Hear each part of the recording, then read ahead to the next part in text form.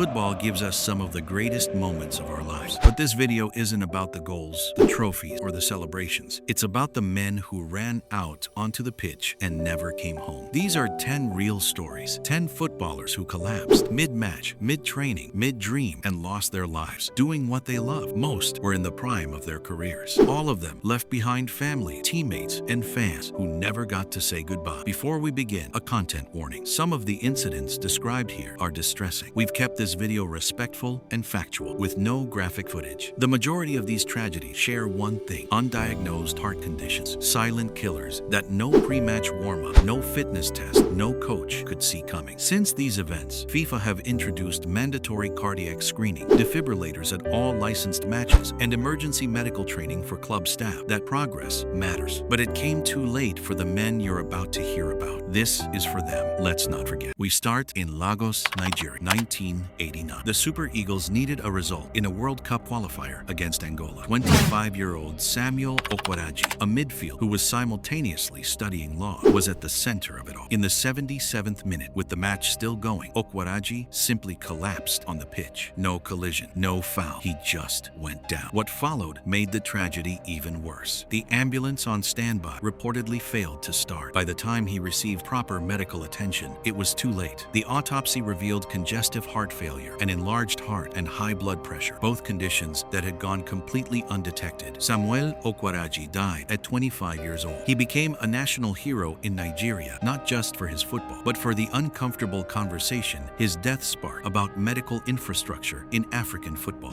Marc-Vivien Foé was 28 years old and by any measure at the height of his powers. 62 caps for Cameroon, a key man for Lyon in Ligue 1, a warrior of a midfield. On the 26th of June 2003, Cameroon faced Colombia in the Confederations Cup semi-final in Lyon Foé's home city as a club player. In the 72nd minute, with no contact whatsoever, Foé fell in the center circle, completely alone. The medical staff rushed on. He was resuscitated on the pitch and rushed to hospital, but he never regained consciousness. Marc-Vivien Foé died from hypertrophic cardiomyopathy, a thickening of the heart muscle that restricts blood flow and can cause sudden cardiac arrest. He was 28. His death hit football hard, not just because of who he was, but because it happened on the world stage in front of millions. UEFA and FIFA both accelerated their cardiac screening programs in direct response. Foé's number 17 shirt was retired by Cameroon. He is remembered as a symbol of relentless commitment, a footballer who truly gave everything. This one is haunting, not just for what happened, but for the image that preceded it. Miklós Fehér was a 24-year-old Hungarian striker playing for Benfica in a league match against Vitória de Guimarães. He'd just received a yellow card, and in the footage that survives, Fehér is smiling, hands on knees, grinning, relaxed. Seconds later, he collapsed. He never got up. The cause, again, was hypertrophic cardiomyopathy, a heart condition that had shown no symptom, given no warning, taken a young man's life in the space of a smile. Benfica retired his number 29 shirt. A memorial to him stands in Portugal. In Hungary, he became a symbol of sporting tragedy, and the image of that smile, the last moment of joy, has never left football's memory. Antonio Puerta was 22. He was one of the brightest young Spaniards in football, a left-back who'd been instrumental in Sevilla's consecutive UEFA Cup wins in 2006 and 2007. His future was supposed to be enormous. On the 25th of August 2007, in a La Liga match against Getafe, Puerta collapsed in the penalty area. He managed to walk off to the dressing room and then collapsed again and again. He suffered multiple cardiac arrests over the following hours as his organs began to fail. 3 days later, on August 28, Antonio Puerta died in hospital. The cause was arrhythmogenic right ventricular cardiomyopathy, a condition affecting the heart structure that disrupts its electrical signals. Puerta's son, Ángel, was born just weeks after his father's death, a child who would grow up knowing his father only through footage and tribute. A statue of Puerta stands outside Sevilla's Ramón Sánchez Pizjuán Stadium. The club retired his number 16. Pier Mario Morosini's story is one of football's most painful, not just because of how he died, but because of how much he had already survived. By the time he was in his mid-20s, Morosini had already lost both his parents and his brother. His sister had been committed to a care facility. Football was his lifeline, the one thing that kept him going. On the 14th of April 2012, the 5-year-old Livorno midfielder collapsed during a Serie B match against Pescara. What followed exposed critical failures. A defibrillator was reportedly not immediately accessible, hospital, and the ambulance response was delayed. By the time proper treatment was administered, it was too late. Morosini died of cardiac arrest. The medical failure surrounding his death led to legal scrutiny and national debate about emergency protocol in Italian football. His story forced the sport to confront a painful truth. Having the equipment isn't enough. It has to be ready. Endurance Idahor had taken a road less traveled. Born in Edo State, Nigeria, he'd carved out a remarkable career in Sudan. Top scorer, fan favorite, a player so beloved that Al Merreikh supporters treated him like one of their own. On the 6th of March 2010, Idahor collapsed in the 15th minute of a league match against Al Amal after a minor collision with an opposing player. He was rushed to hospital, but was pronounced dead on arrival. The autopsy confirmed circulatory collapse caused by a heart attack. He was 25. The reaction in Sudan was extraordinary.